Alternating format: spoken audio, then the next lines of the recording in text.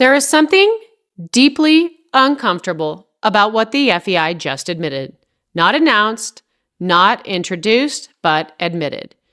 Because buried inside this new wave of veterinary rule changes is not just a list of updates, but a series of revelations about what has been allowed to happen in equestrian sport for far too long.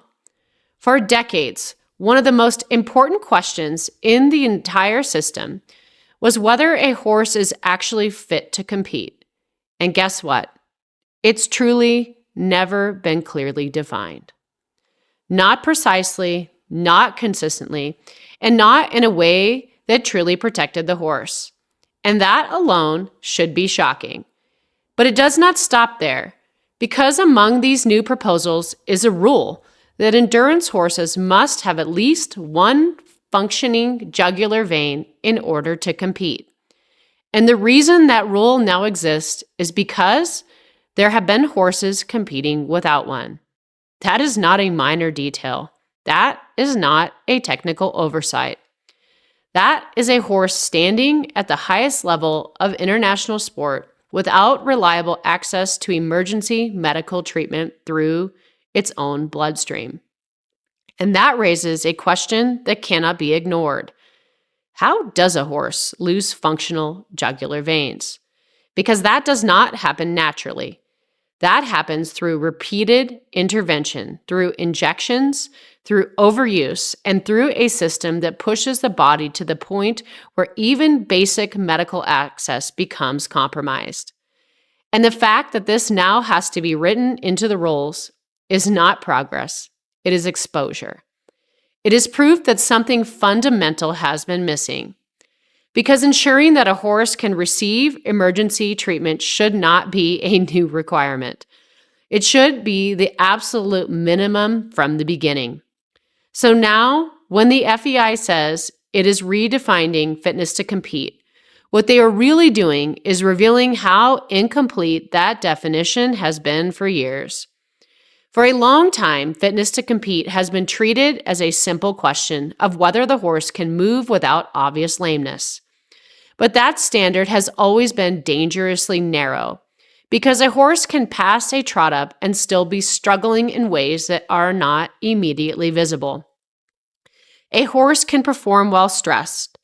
A horse can perform while exhausted. A horse can perform while trying to cope with discomfort that has been normalized within the system. And that is the reality these new rules are finally beginning to acknowledge. The FEI is now proposing to expand the definition of fitness to compete to include behavior, mental state, and overall condition. And while this is being presented as progress, it also forces the sport to confront why these factors were not clearly defined before. Because behavior has always been one of the clearest indicators of equine welfare, and yet it has often been dismissed, reinterpreted, or even penalized, particularly in disciplines where submission and control are rewarded above all else.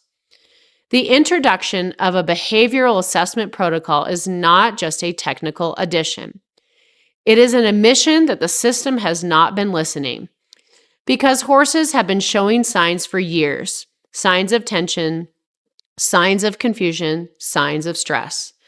And those signs have often been explained away rather than taken seriously.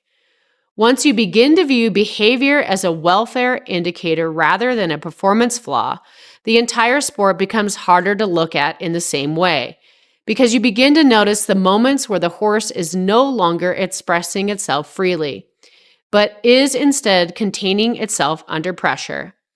At the same time, the FEI is proposing to introduce standardized body condition scoring, which will allow officials to assess whether a horse is underweight, overweight, or in appropriate condition. This may seem like a straightforward improvement, but it also highlights the fact that horses have been competing at the highest levels without consistent, measurable oversight of something as fundamental as their physical condition. A horse that is too thin is not simply fit. A horse that is too heavy is not simply well fed.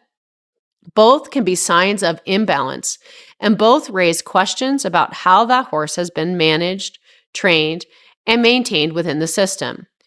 By turning body condition into a regulated standard, the FEI is closing another gap that should never have existed. The issue of medication brings even more complexity to this discussion, particularly with the consideration of therapeutic use exemptions for drugs like Pergolide. Under the current system, riders may stop administering necessary medication before competition to avoid a positive test, even though doing so can negatively impact the horse's health. Now, the FEI is considering allowing controlled exemptions so that treatment does not have to be interrupted. On the surface, this appears to be a welfare-focused discussion, but underneath it lies a much more difficult question.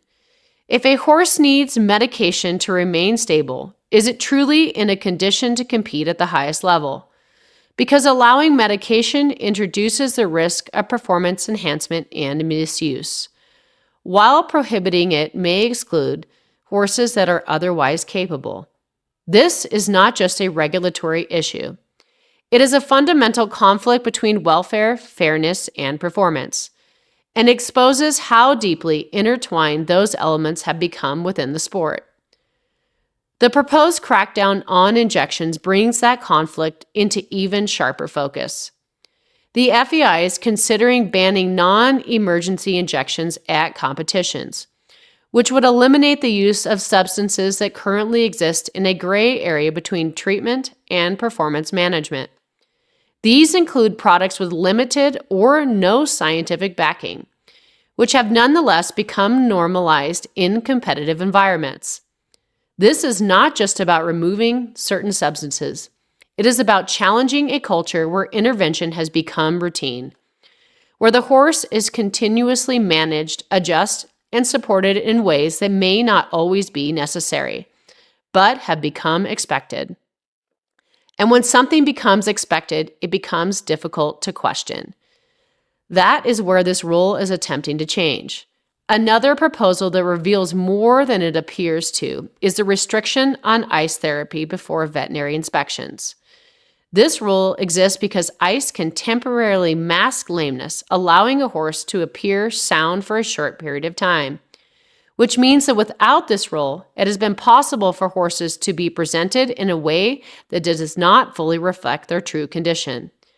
And that raises a larger question about how often presentation has influenced perception. Because if the system relies on what is visible, and what is visible can be temporarily altered, then the system itself becomes vulnerable to distortion.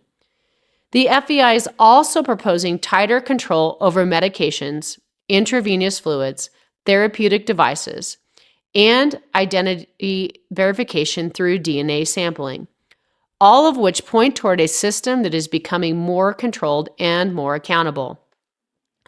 But increased control is not the same as increased welfare. It simply creates the possibility of it. And whether that possibility becomes reality depends entirely on how these rules are enforced. The proposal to eliminate horses that are considered dangerous adds another layer to this conversation, because it recognizes that behavior is not only a performance issue but a safety concern. However, it also raises an important point. A horse that becomes dangerous is often a horse that has reached its limit, a horse that is overwhelmed, a horse that is reacting to pressure it can no longer manage. In that sense, danger is often not the cause of the problem. It is the result of it. When all of these proposed changes are viewed together, they tell a story that goes beyond simple rule updates. They reveal a system that has relied on assumptions, traditions, and loosely defined standards for far too long. They reveal gaps that should not have existed, and they reveal a growing recognition that those gaps can no longer be ignored. Because the pressure is not just coming from within the sport, it is coming from outside as well.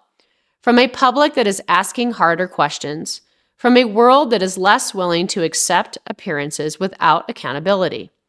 The FEI's response is to introduce clearer rules, stricter controls, and more defined standards. But the real question is not whether the rules are changing. It is whether the system behind them will change as well. Because rules cannot enforce themselves. They cannot override culture. And they cannot protect horses if the people applying them are not willing to act. This is where the real change lies. Because the most important shift happening right now is not written in the veterinary code. It is not happening in the questions that more and more people are beginning to ask. Not whether the horse can perform, but whether the horse should be there at all. And once that question is asked honestly, it becomes impossible to ignore what it reveals. Because the answer is no longer about performance. It is about responsibility. And that is something no rulebook can fully control.